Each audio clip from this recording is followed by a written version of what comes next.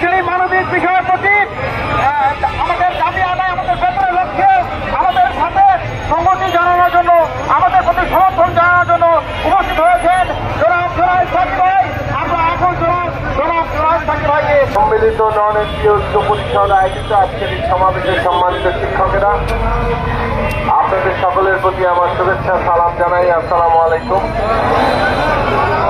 এর আগেও আমি এই নন এনজিও শিক্ষকদের দাবির সাথে একাত্মতা প্রকাশ করেছি।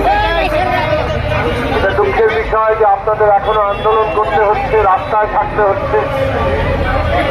আমরা এই অভ্যুত্থানের উপর দাঁড়িয়ে থাকা অন্তর্বর্তী সরকারের মাননীয় প্রধান উপদেষ্টা, মাননীয় শিক্ষা উপদেষ্টা সহ সংশ্লিষ্ট সকলের দৃষ্টি আকর্ষণ করছি।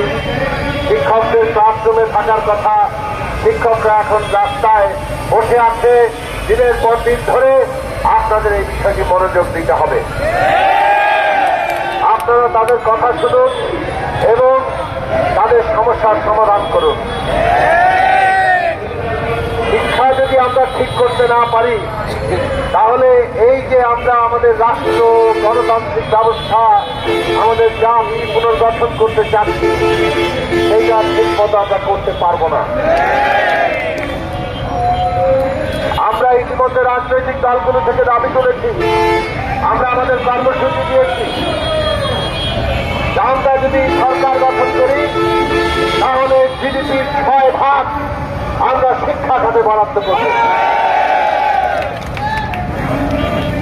শিক্ষা রাষ্ট্রের খাতে হতে হবে, বিশেষভাবে প্রাথমিক শিক্ষা, মাধ্যমিক শিক্ষাকে পুরোপুরি রাষ্ট্রের খাতে নিয়ে আসতে হবে। আমাদের দেশের সকল শিশুরা তারা যাতে 12 ক্লাস পর্যন্ত লেখাপড়া করতে পারে, সেই দায়িত্ব রাষ্ট্রকেই নিতে হবে। এবং এই যে যতগুলো স্কুল গড়ে উঠেছে বেসরকারি ভাবে, যারা এখন এনজিও ভুক্তির দাবি করছেন, যাতে অর্থাৎ অন্তত বেতনের 90 ভাগ যাতে সরকার দেয়। আজকে দিনের পর দিন, বছরের পর বছর ধরে শিক্ষকরা বেতন পান না, অথচ এই সমস্ত স্কুলগুলোতে এই শিক্ষকদের অধীনে শিক্ষার্থীরা লেখাপড়া করছে।